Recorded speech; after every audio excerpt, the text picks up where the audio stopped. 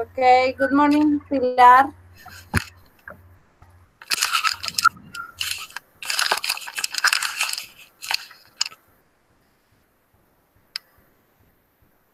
Can you hear me, Pilar?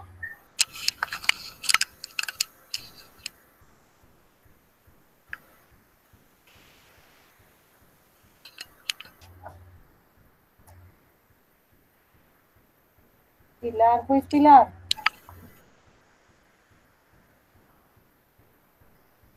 Hello, teacher. Ah, okay. Good morning. I think you are Tito. Tito, yes. Good morning, everybody. It's okay, don't worry about that. Okay. We are going to wait 2 minutes to wait for the rest. Is if we have missing Laura and Angie. So we are going to wait a little bit for them. And we are going to talk about today about something interesting. So let me wait a little bit, okay? Yes.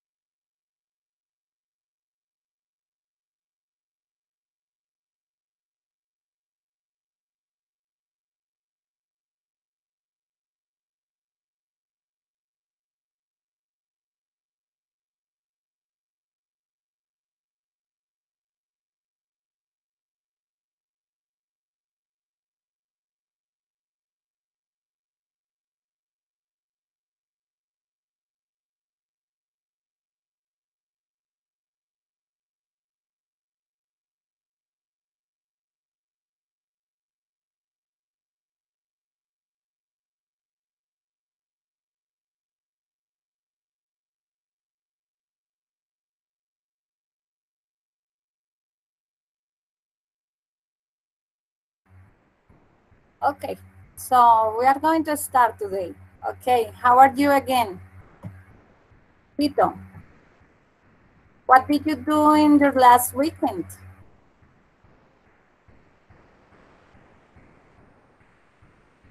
I can hear you.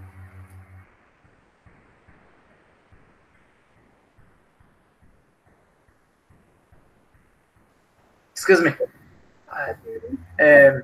Good morning, everybody. And last week I did travel with my family from Bogota to Mariquita. Uh, at the house of my parents, I rest a lot of, and I eat very much food, and I swimming a few. Okay, very good. What about you, Dajana? What did you do in your last weekend? Um, Hello, teacher. Hello, everybody. I visit my grandmother. Um, um, mm, Visit my grandmother and no more. Okay, okay. What about you, Carlos?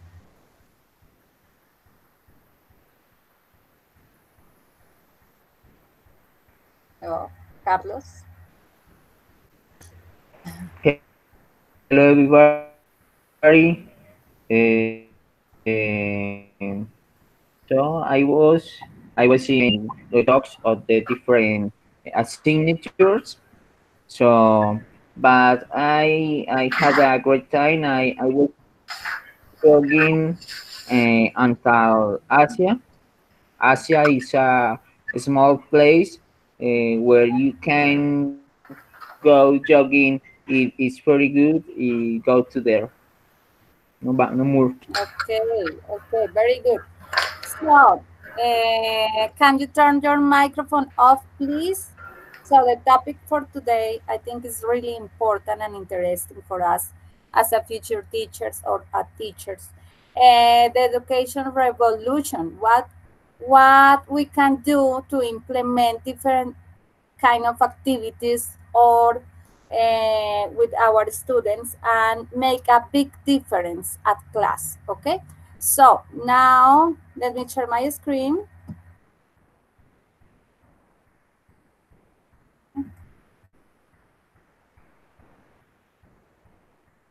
And this is the topic for today: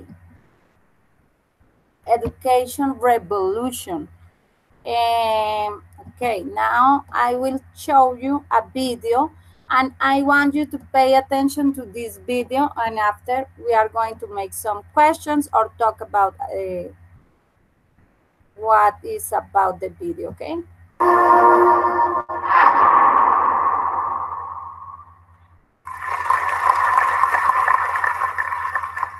I'd like to talk to you today about a very common, large topic: education, schooling, from preschool all the way through university, all the way to adult education.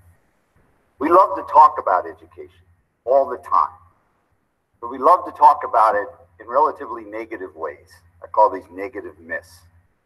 Let me tell you a story, I'll give you an example. My dad, who's 89, oh, by the way, when my family got together just before I was going to do this, he kept hearing all this talk about the TED Talk. He finally looks up at me and said, "Who the hell is Ted and why do you have to talk to him?" So my dad can come right here, right now, and recite several great poems from start to finish. Robert Frost, you name it. I'm wondering how many of you can do that.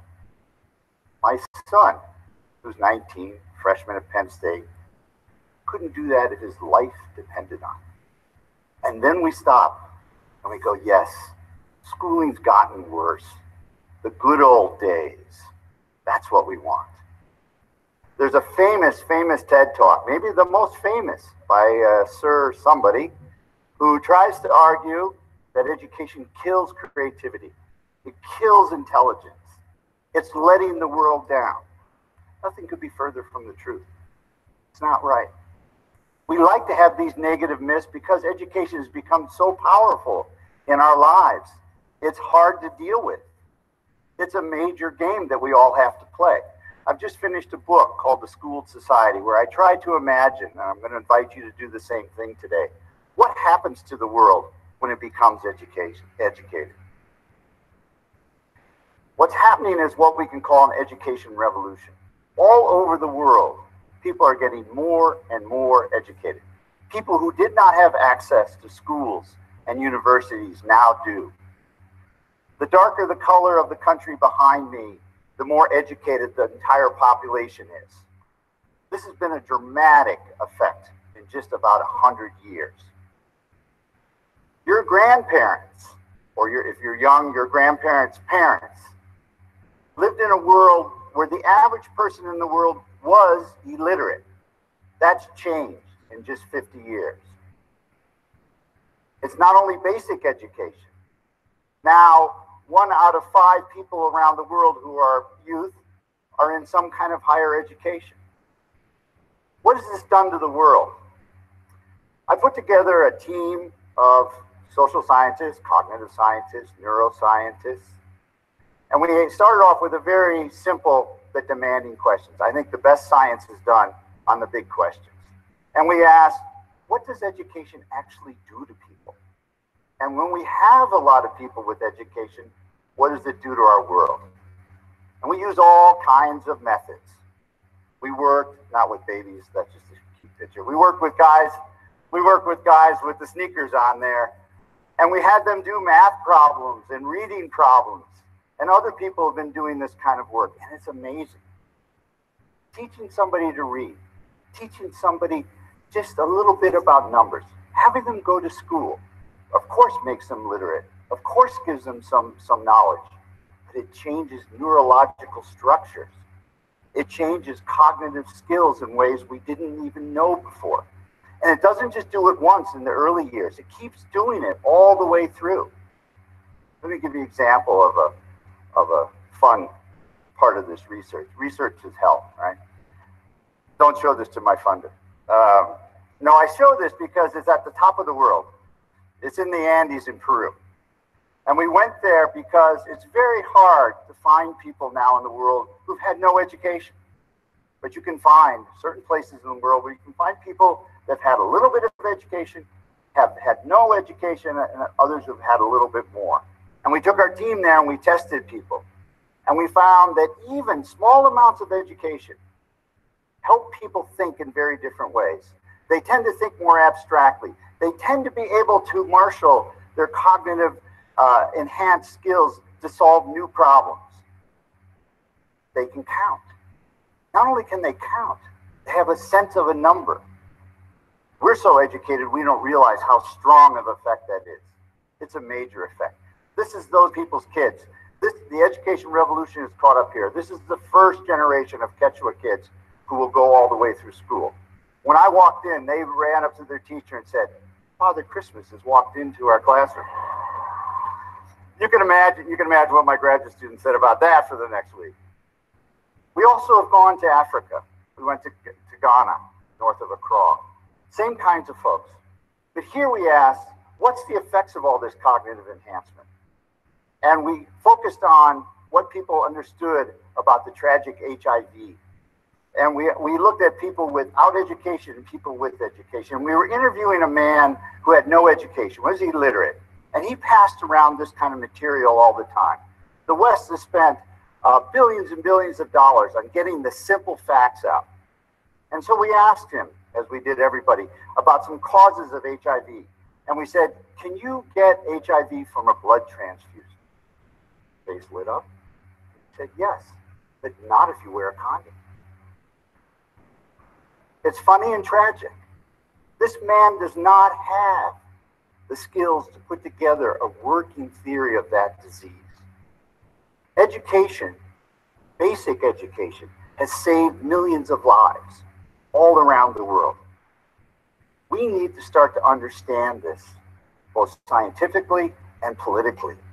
Education is the major social vaccine against all kinds of diseases, rising childhood obesity worldwide, the smoking epidemic in Asia, the high birth rates in the southern part of the world, which are still very large and very problematic. Keeping children alive, the number one factor is if the mothers had some education. At the same time, this is basic education, so you may want to say, well, what happens when people get more education? Let me finish the story about my father and my son. My son, I told you, could not recite a great poem, right?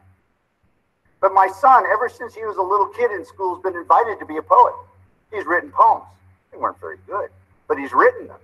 And he's analyzed poems. And he's been asked to rewrite great poems. My father would never, ever think of that. This is a different kind of education that we're doing. We invite kids to be mathematicians. We invite them to be scientists. This is happening all over the world. This empowers people big time. Not only does it give them cognitive skills, but it empowers them to think, to dare to think, if you'd like. What does that do to the world? There's a lot of interesting impact. Let me share a few. So when we have enhanced skills and enhanced empowerment, what happens? One of the biggest things that's, I think, for a Fulbright audience is it changes world politics. The Arab Spring, the Ukraine. What's happening there? Educated people are leading the way to change. They have the skills, but more importantly, they have the willingness to dare to think about what a nation would look like if it were changed. Ironically, and it's a nice iron, the totalitarian governments around the world in the last 30 or 40 years have bought two things from the West. Guns and armaments, unfortunately, and they bought education. But they bought education for only half of the reason. They bought education because they thought they were going to make a more skilled society. But like a Trojan horse, what they also bought was an empowered population. At the root of all of these conflicts around the world is the education revolution. It has made politics very liquid. We have some discussions about liquid democracy. It also changes religion. A lot of people thought as more people became educated, religion was going to go away. No. The United States is one of the most schooled societies in the world, and it's also one of the most religious societies in the world. But religion changes, education changes religion. Changes from a tyrannical God to, well, Morgan Freeman. If you don't like Morgan Freeman as a God, you can pop in your own. But also, it turbocharges religious movements. Educational folks bring organizational skills. It also creates a world where we respect a lot of religions. And that gives the place for lots of religions to grow. Let me give you one other myth, and this is about my grandfather's a good example. So I was in graduate school at Hopkins, and I went to see my grandfather, my late grandfather, who was then in his 80s, and he said to me, Dave, I want to build a stone wall. Now, my grandfather only had about 6 years of education. He became a very successful man. And I said, okay, I'll go out and help you. And we go out, and within about 2 minutes, it becomes very apparent, I don't know anything about building a stone wall. My grandfather had this great cynical laugh. He laughs, he looks up at me, and he says, Dave, how much education have you had? I put my head down and did a little math. Well, Pop, about 20 years. And he looks up and then he says the statement that stayed with me my entire life since then. And he says, but what can you do with all that education, right?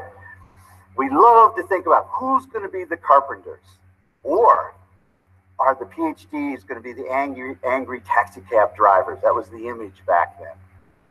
But my grandfather, bless his heart, was wrong.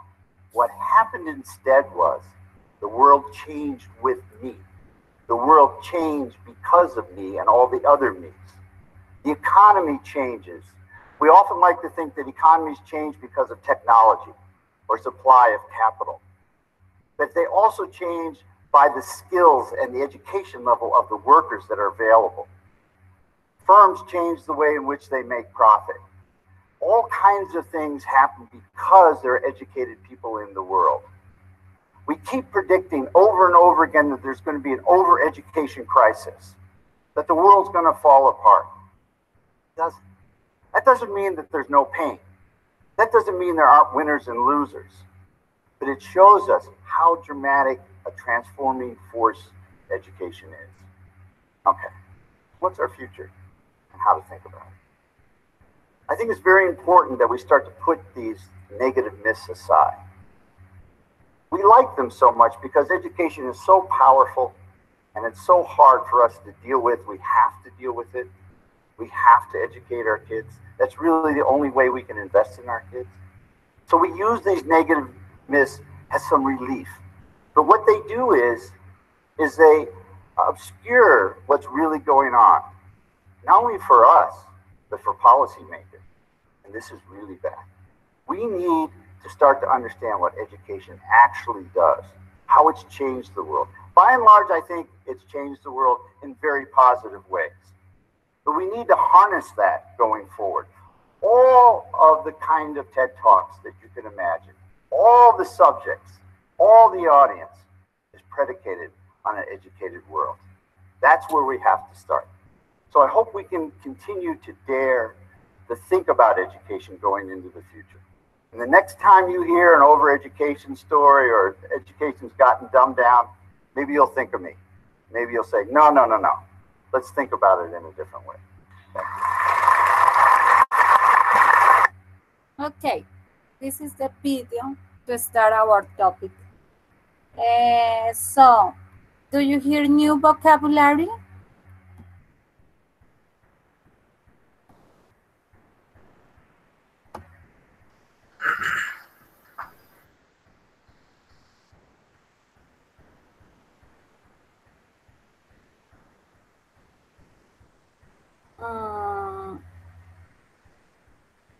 Okay. Dayana, do you hear new vocabulary?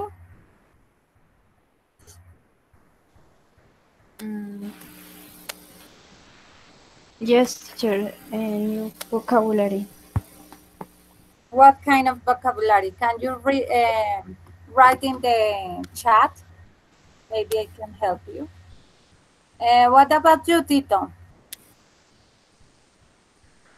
Yes, teacher. I hear a lot of new vocabulary. My hair, was difficult to follow this conversation. I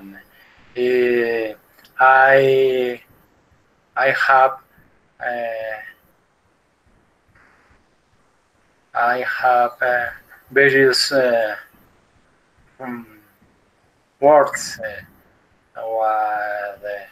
movement, schooled, dar. You can write it in the chat and maybe Okay. Okay.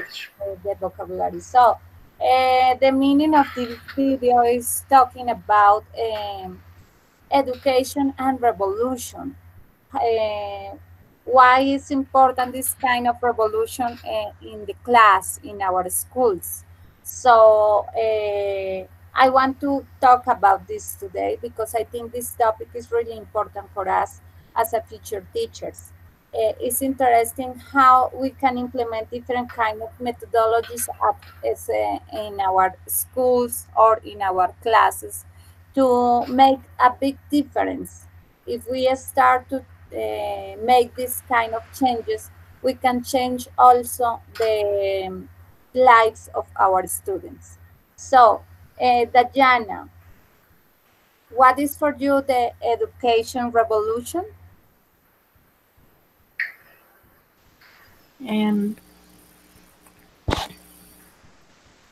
For me, the education revolution is the form changed education for development the cognitivism, for the voice, increment your abilities. Okay, very good. What about you, Tito? What is for you the education revolution?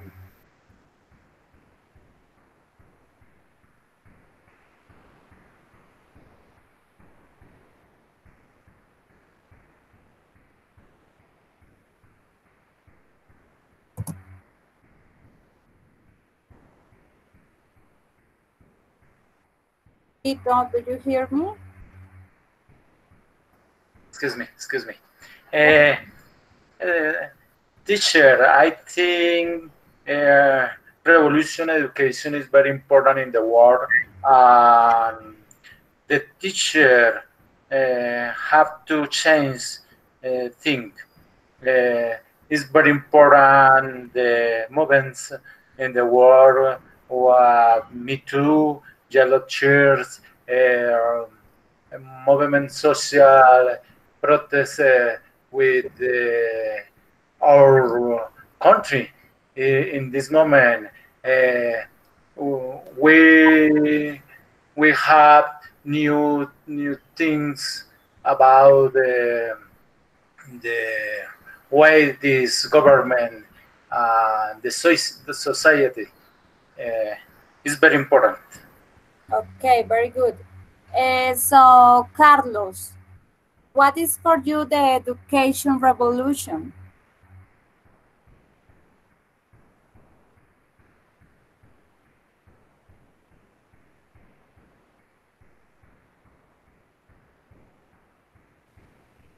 Hello, teacher. Can you hear me? Yes, I can hear you. Okay, teacher. I had already seen it, the video last night, so I know what happened in this video. Okay. Okay.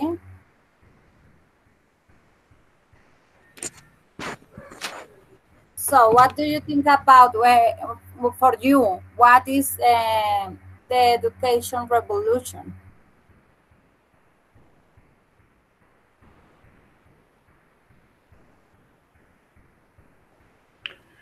Okay, teacher. I think the education revolution was, or maybe has been the most important event in the history of the world, because the education time ago, for example, 100 years ago, was very, very different than with the education in this moment. Yes. For example, I think the education technology across the, for example, internet is perfect because we can communicate and get knowledge about different signatures. And for example, I think the education can be very important because gender in the religion really changed. For example, when there is many education in the old society, is obviously the religions in our countries change too. Okay. I think we can, teachers in the future, we can develop many strategies that can be use different methods to teach about our discipline. For example, in my case, the English. Yes, I think it's very important topic, teacher. Okay, very good. So, Diana, do you think the education kills the creativity, like the guy say in the video? The education sometimes kills the creativity. Do you think this is true?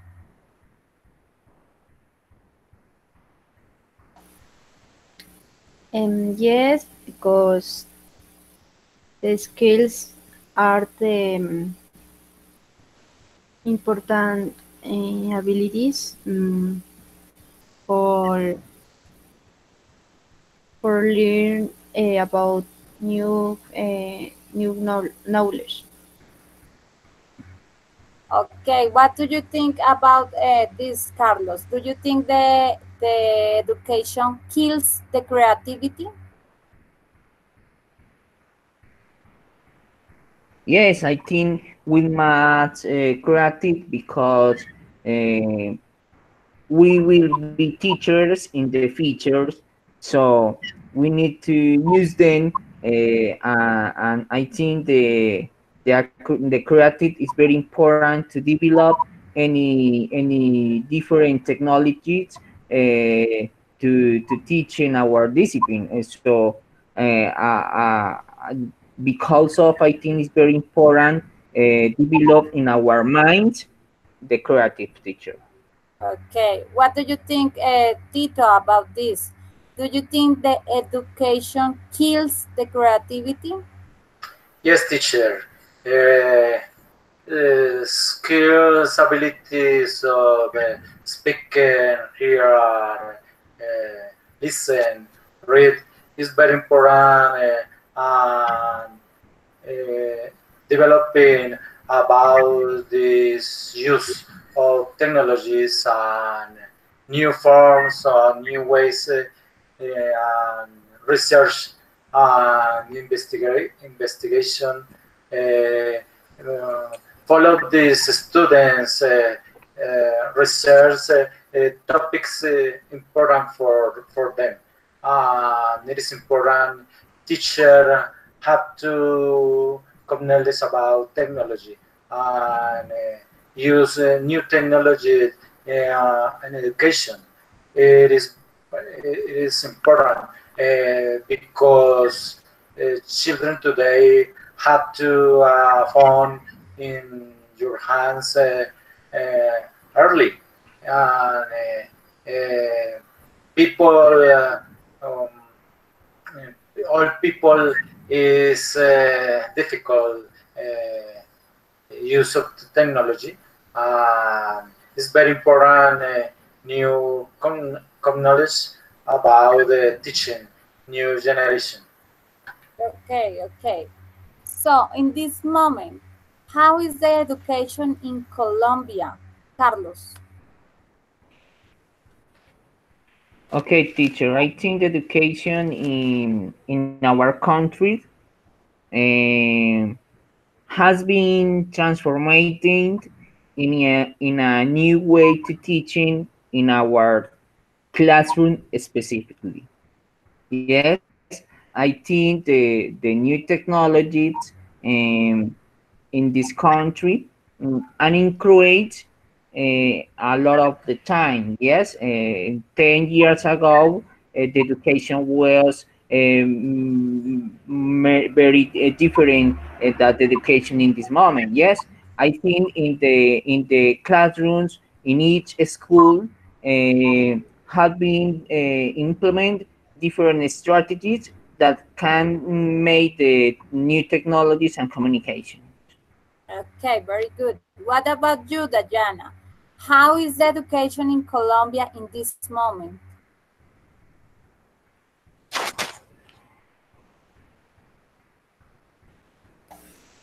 Um, okay, I think that the education in Colombia has been positively transformed when implementing new learning strategies and seeking to change traditional education.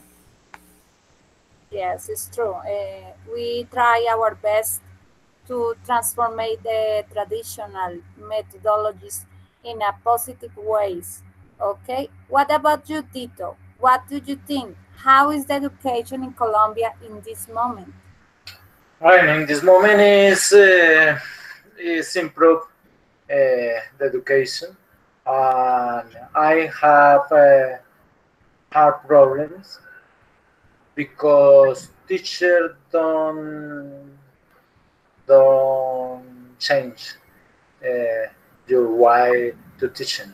And teachers are famous don't research and don't read. All teacher don't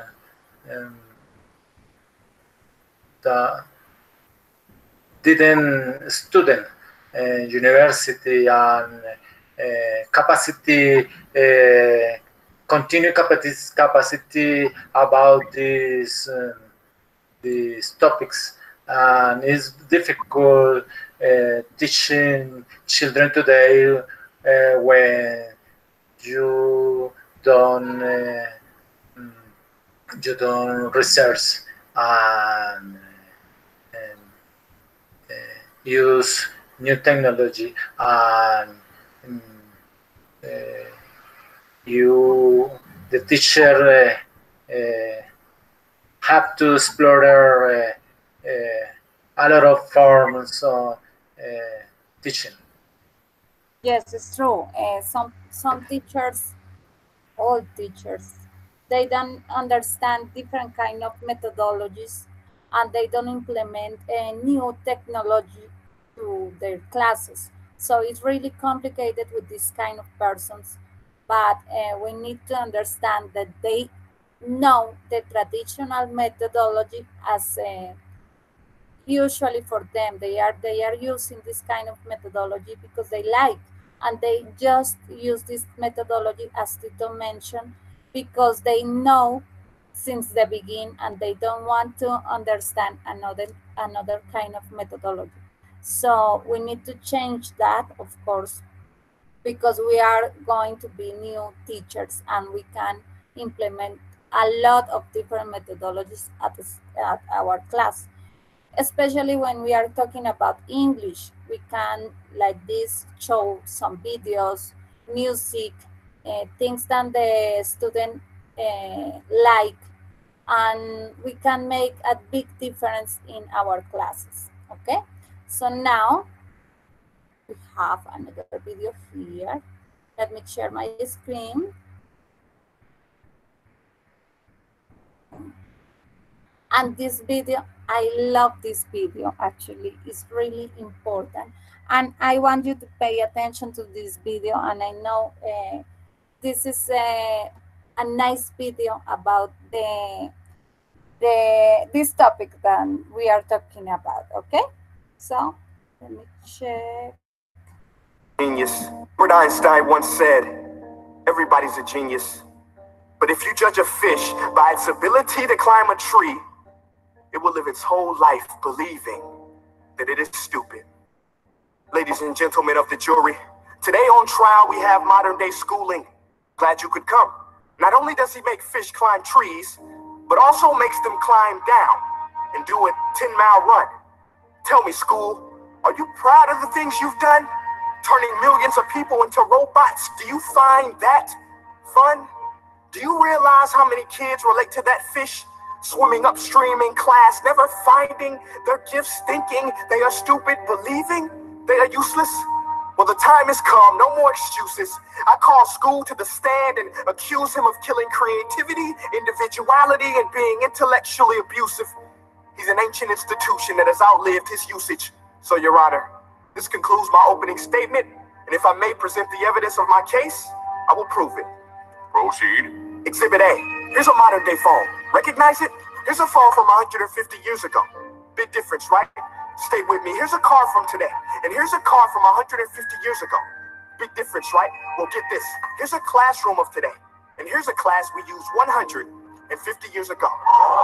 Now, ain't that a shame? In literally more than a century, nothing has changed. Yet you claim to prepare students for the future? But with evidence like that, I must ask, do you prepare students for the future or the past? I did a background check on you and let the record show that you were made to train people to work in factories, which explains why you put students in straight rows, nice and neat, tell them sit still, raise your hand if you want to speak, give them a short break to eat, and for 8 hours a day, tell them what to think. Oh, and make them compete to get an A. A letter which determines product quality, hence grade A of meat. I get it. Back then, times were different. We all have a past. I myself am no Gandhi. But today, we don't need to make robot zombies. The world has progressed. And now we need people who think creatively, innovatively, critically, independently, with the ability to connect. See, every scientist will tell you that no two brains are the same. And every parent with 2 or more children will confirm that claim. So please explain why you treat students like cookie cutter frames or snapback hats, giving them this one-size-fits-all crap. Watch your language. Sorry, Your Honor, but if a doctor prescribed the exact same medicine to all of his patients, the results will be tragic. So many people would get sick, yet when it comes to school, this is exactly what happens. This educational malpractice, where one teacher stands in front of 20 kids, each one having different strengths, different needs, different gifts, different dreams, and you teach the same thing the same way? That's horrific. Ladies and gentlemen, the defendant should not be acquitted. This may be one of the worst criminal offenses ever to be committed. And let's mention the way you treat your employees. Objection. Overruled. I want to hear this. It's a shame. I mean, teachers have the most important job on the planet, yet they're underpaid. No wonder so many students are short-changed. Let's be honest. Teachers should earn just as much as doctors, because a doctor can do heart surgery and save the life of a kid. But a great teacher can reach the heart of that kid and allow him to truly live. See, teachers are heroes that often get blamed, but they're not the problem. They work in a system without many options or rights. Curriculums are created by policymakers, most of which have never taught a day in their life. Just obsessed with standardized tests. They think bubbling in a multiple choice question will determine success. That's outlandish. In fact, these tests are too cruel to be used and should be abandoned, but don't take my word for it. Take Frederick J. Kelly, the man who invented standardized testing, who said, and I quote, "These tests are too cruel to be used and should be abandoned." Ladies and gentlemen of the jury, if we continue down this road, the results will be lethal. I don't have much faith in school, but I do have faith in people. And if we can customize healthcare, cars, and Facebook pages, then it is our duty to do the same for education, to upgrade and change and do away with school spirit, because that's useless. Unless we're working to bring the spirit out of each and every student, that should be our task. No more Common Core. Instead, let's reach the core of every heart in every class. Sure, math is important, but no more than art or dance. Let's give every gift an equal chance. I know this sounds like a dream, but countries like Finland are doing impressive things. They have shorter school days. Teachers make a decent wage. Homework is non-existent, and they focus on collaboration instead of competition. But here's the kicker, boys and girls. Their educational system outperforms every other country in the world. Other places like Singapore are succeeding rapidly. Schools like Montessori, programs like Khan Academy, there is no single solution. But let's get moving, because while students may be 20% of our population, they are 100% of our future. So let's attend to their dreams, and there's no telling what we can achieve. This is a world in which I believe, a world where fish are no longer forced to climb trees. I rest my case.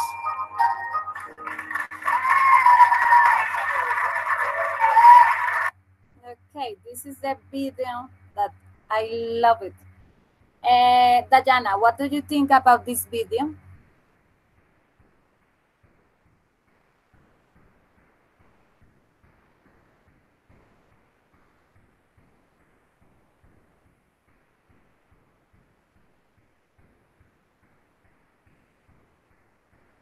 Dayana, do you hear me?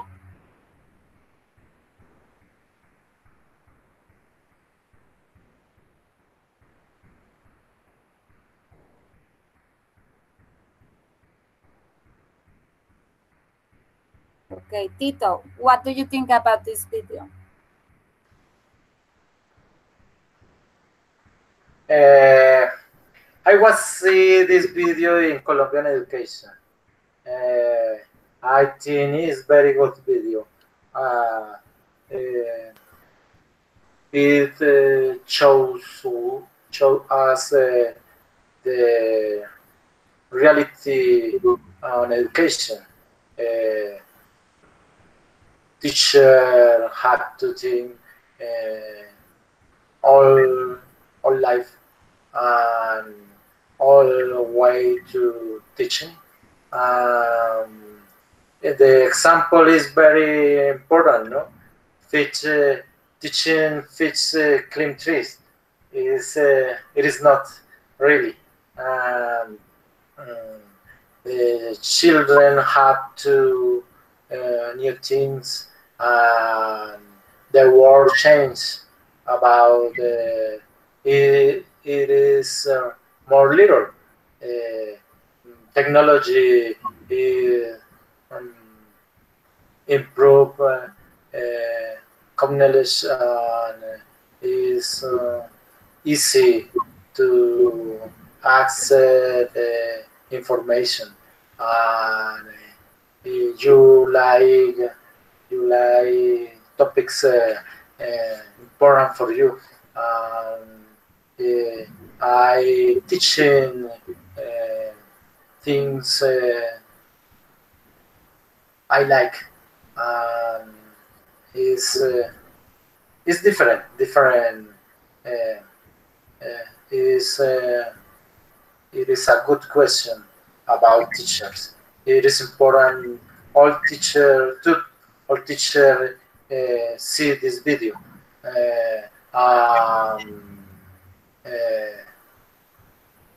all all people think on education.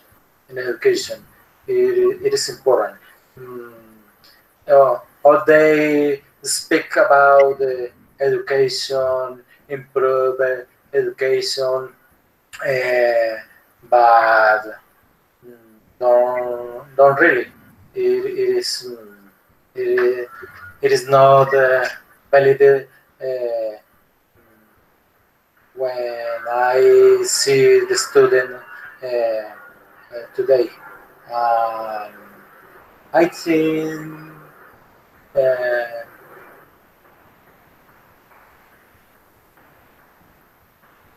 children need motivation about student. Um, Young today don't find what do you see sentido?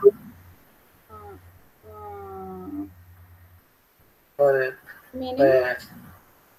Meaning? Meaning. Meaning this life. It is the children and school. Why don't creativity, technology. It is not important if I don't capacity words. It is difficult. All people can't go to university on the school. It is not capacity for people. Yes, it's true. It's true. And we can see a lot of different cases in public schools. And actually, I think the kids now they like to learn fast. They don't want to stay in one topic just 3 months. No, they like to learn fast, and we need to change our methodology, change our tools to motivate them. And it's important, like you say, it's very sad when we can see a lot of different teachers that they are old and they just use the traditional way. And it's important for us to change that. It's our job, actually. What do you think, Diana, about this video? Do you like the video? Um, yes, teacher. I think about the video talk about the school reality, in special for the teachers because they they are not good pay good pay Yes.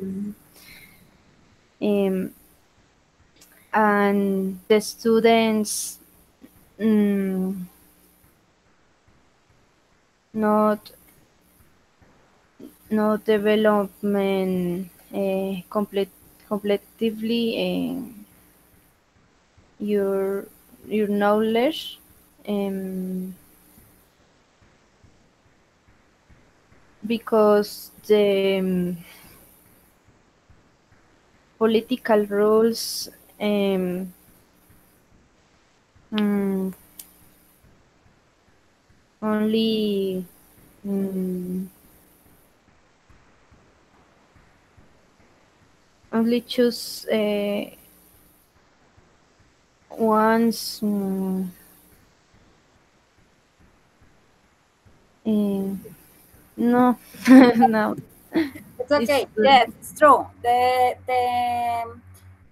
political system just choose some things to show to the students and to the teachers. So we need to focus on one curriculum, but we cannot teach more than that. So it's important for us as teachers to provide to the students the methodologies that help them to analyze, to learn, to think actually, because we are not parrots. We are learning just like a parrot, like a lotus. It's important to think. If we make them to think, this make the difference between the traditional methodologies and to think about different kind of things that they can learn for their future. It's important because sometimes they say, oh, why I am learning English, for example. But you need to let them know that with this second language, you can travel, you can make a better job, you can make a lot of different things that help you to improve your life. So this is really important because sometimes the students are boring or they don't like the second language, for example. But if you make let them think about this, they can realize that this will help them for their lives. Okay, so I think this is really important. And this is the education revolution that we want. Okay. So let me check. Here I have some examples about different kind of countries that they are making difference between the study right now. Like for example in Finland. Okay, in Finland the students start the school at 6 years. uh, they don't have tests, okay, until they finish the high school. They don't have this kind of tests and evaluations because sometimes we are afraid of this kind of evaluations because all our lives we think the evaluation is bad, but it's not true. The evaluation is just to check if you are learning or not. But they start this test until high school, for example. They have time to play. I don't know why in Colombia they have just 20 minutes of recreo, like we say, and just like that. Actually, the English, the second language, we can implement different kind of methodologies for our students playing. It's important that this time of play games and try to let them know that they can be social actually. Okay. um okay, teachers are really important, and like Diana says, the teachers are very good paid. They have a good salary. It's not the same in Colombia because we have a lot of different troubles with the pavement, but still we can make a change in our classrooms, even if we are bad pavement. Okay, here we have something important. teachers do whatever it takes, lo que sea. So the students sometimes they have troubles, and the teachers make a lot of different things to these students with some troubles, and they can learn in the same time with the others also. I like this example because, for example, in Finland, they learn in a rural places and in a city places the same things. So the level of the country is high because they are learning in the same time the same things. Actually, this is really important because we can see a lot of different things here. We can see public schools, they don't have the same level.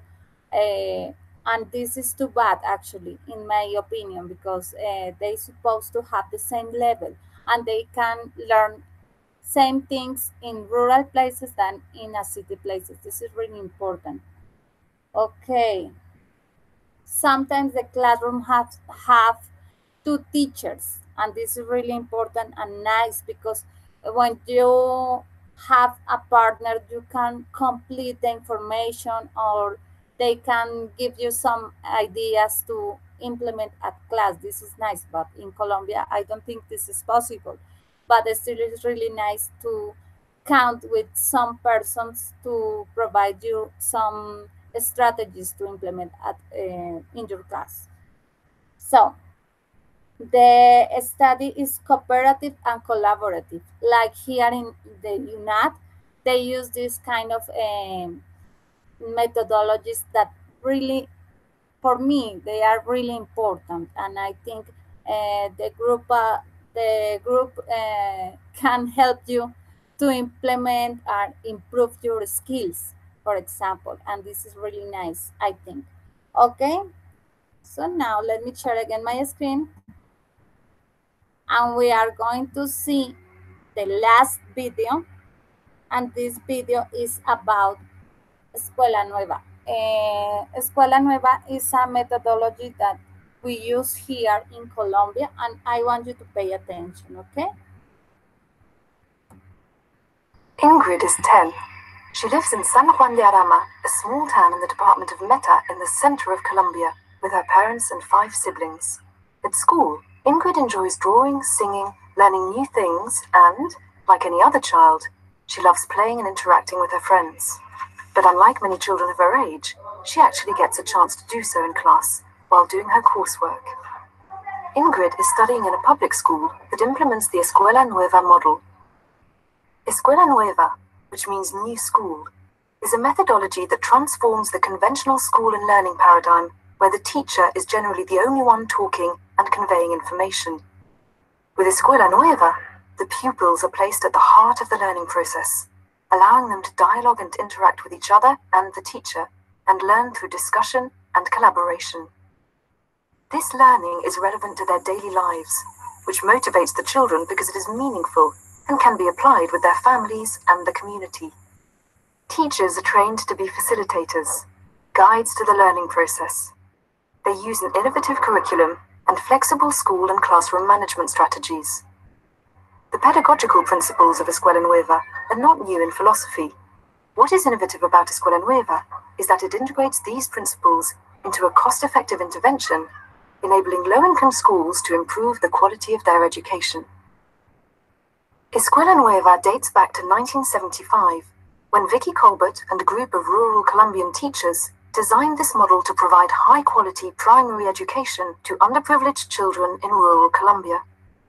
As in much of the developing world, inadequate resources and low academic achievement were then leading to very high dropout and repetition rates. Rather than tackling these problems in isolation, Escuela Nueva addressed all of these issues simultaneously. Over the years, Escuela Nueva was extended to more than 20,000 rural schools. It became a national policy in the late 80s and achieved significant results with higher school attendance, lower teacher turnover, and improved academic and civic achievements of students.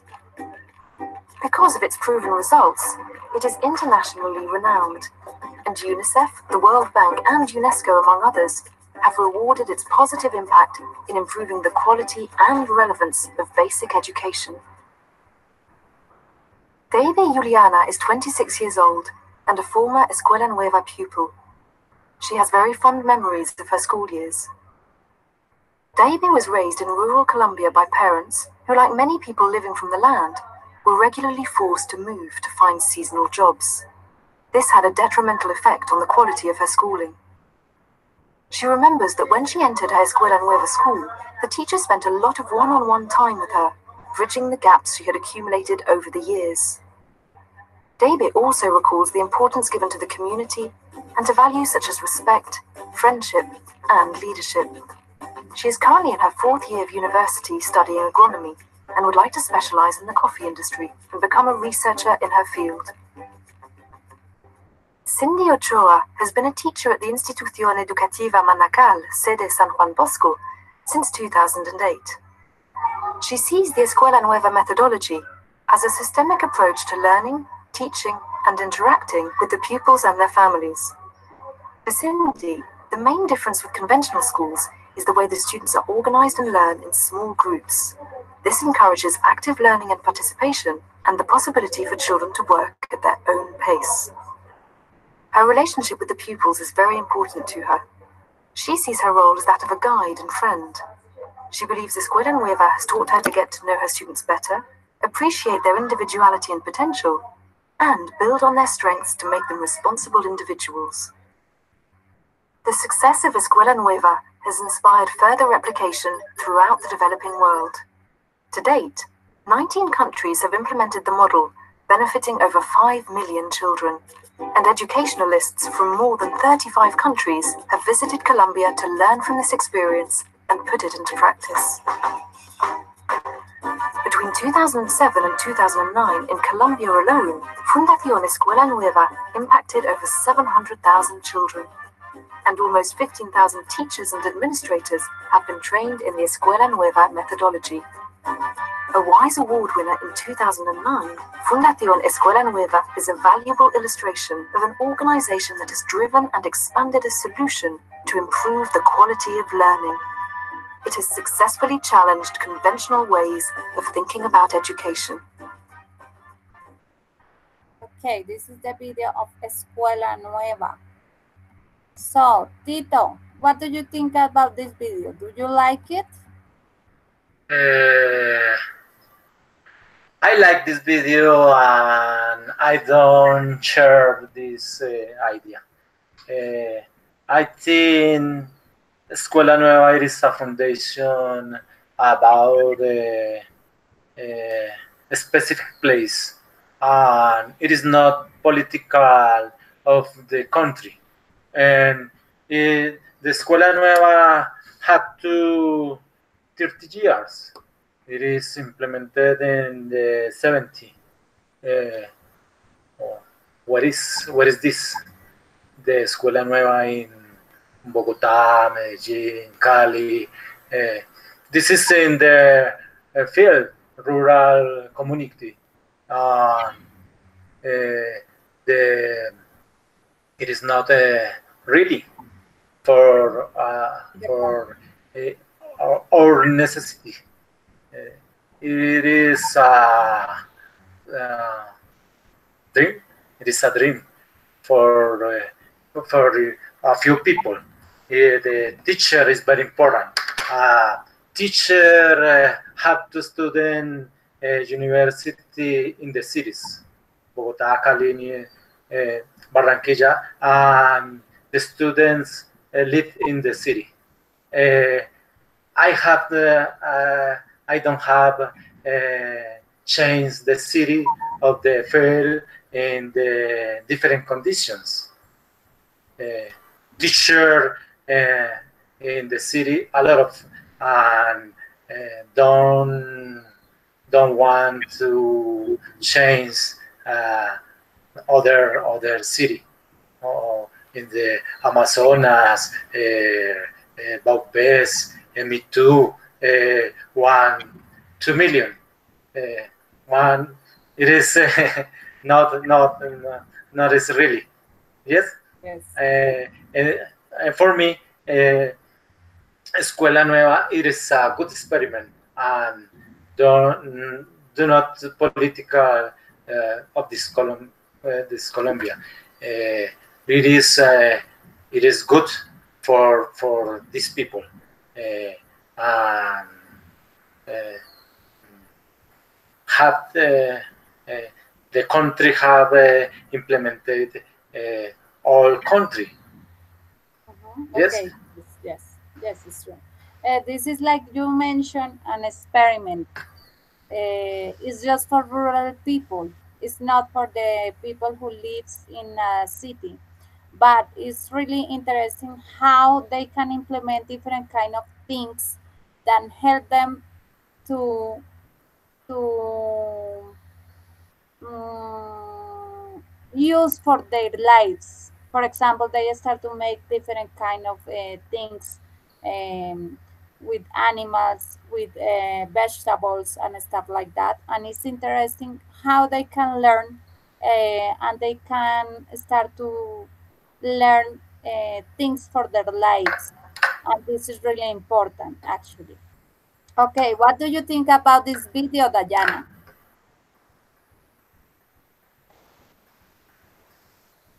I like the method because they implement because children learn in a meaningful way in groups, interacting with each other, including their family and society. Yes, it's true. They have this study like cooperative and collaborative learning, and they include their families in the process, and this is really important. And the teacher is a guide in the whole process. I think this is one of the different methodologies that we can implement at class if we are in a rural places, of course.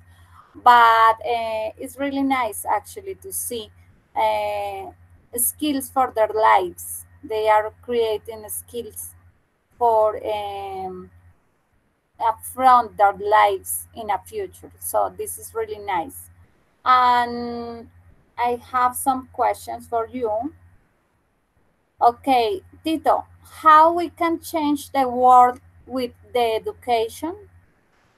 Yes, definitely.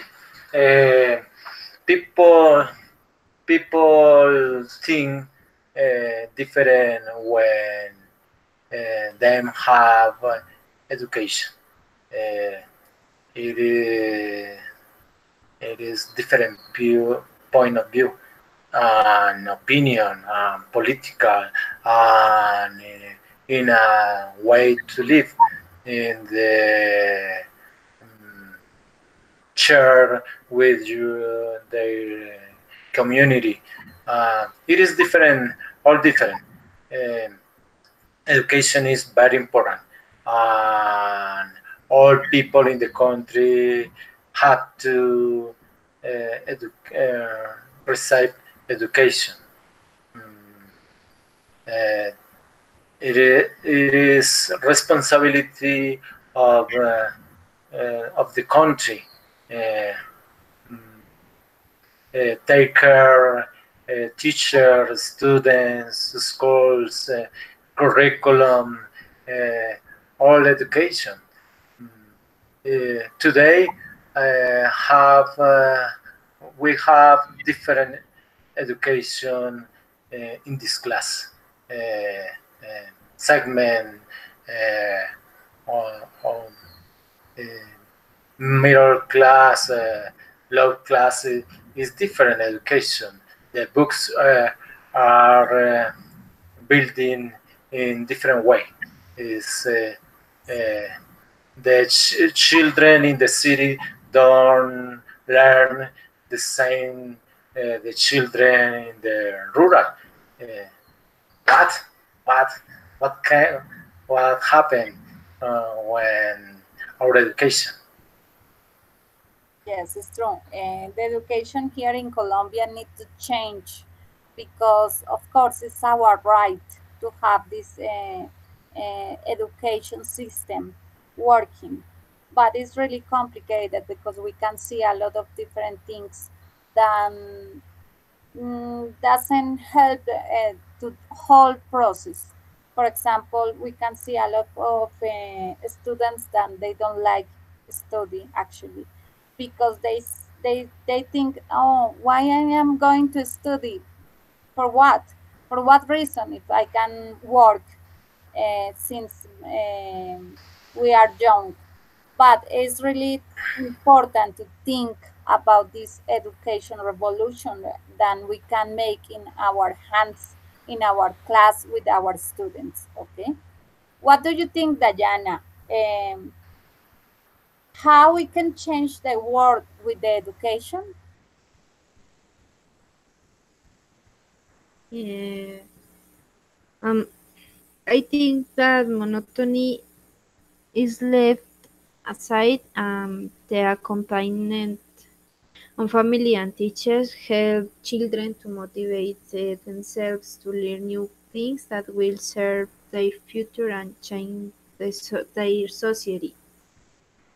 Yes, it's true. Actually, we as a family, we can implement activities to help to our children at home to be motivated because this is one of the really important tools, the motivation, especially when we are talking about the second language, because sometimes the student get boring or they don't like the class, they don't like the teacher or the methodology. So it's important to think about them and try to help them with different activities at home, for example, to implement motivation for the students. Okay. Um, okay, the education is really important, and we have the power of change the world if we can do it. Um, for example, what is the result of one person that start to study, Tito?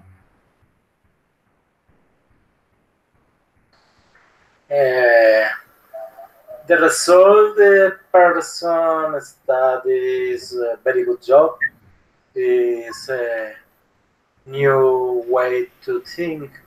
It is possibilities to travel. It is the best relationship.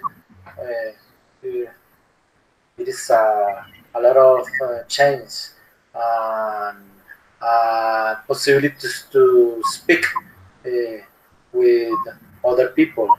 And it is easy to approach about technology. It's, different people. And I our countries is field. It is rural. Is production field production. Yeah. Yeah. We are take technologies and implement in the field production. It is easy. It is not political of government. And, when you see countries like Finland, Norway, it is the change don't require the money, a lot of money. It is easy to teaching where grow the plan, take care middle environment. It is the it is different people. Yes, yes, it's true. It's different, and we can make this change actually because we have the power of do it. So it's important for us to try to make different kind of methodologies at class, different activities, play, enjoy the class actually, and for sure the students will learn the second language in a different way. So what do you think, Diana? What is the result of one person that start to study? Um, and he knows his skills and makes use of them for individual and collective benefit, also teaching that knowledge to other people and diminishing ignorance. Yes, it's true. The education change people, the way of think. They can have these skills to communicate ideas and thoughts. This is really important, and educate people can change the society. It's important to know that with the education we can make a lot of different changes, and with creativity and use of different kind of technologies we can use and change the students lives. Okay, so okay, I think we finished, and I want you to make a conclusion of this education revolution, Tito.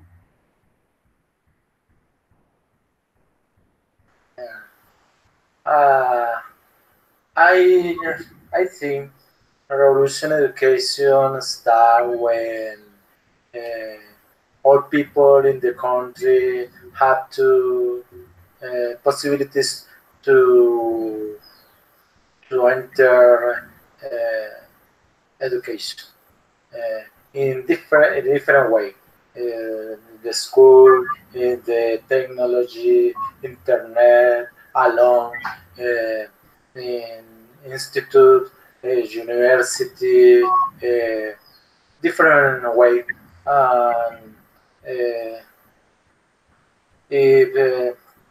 if we have education, the our world change definitely. Yes, it's true. Our world changed because the education is really important and help us with our skills, with our thoughts, and we can change the world, that, like you say. What about you, Diana? You can make one conclusion about the whole session, please.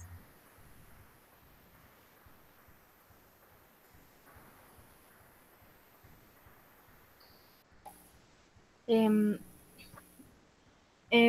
we will learn to be independent and innovate people, and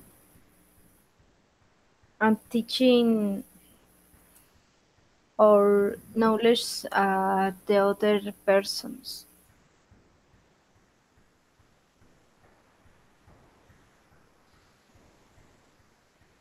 Yeah, it's so. Okay. Okay, yes, it's true. Our knowledge is really important, and we can pass all the information to our students and they can learn. The second language is actually very important for us, but some students they don't think the same thing, and we can change the way of they think. And for example, for me, the second language is really important, and I like a lot, and I think we can implement in our classes different kind of methodologies that help them and to be motivated, to be interest for the class. And for example, in my case, I don't use evaluations because I don't like. Actually, I think the evaluations make them to feel um, I don't know, like negative in a negative way. So I use like these experiments, talking and explaining what they think, and I think it's really nice, and we can make the difference actually in our places if we can change the students' work.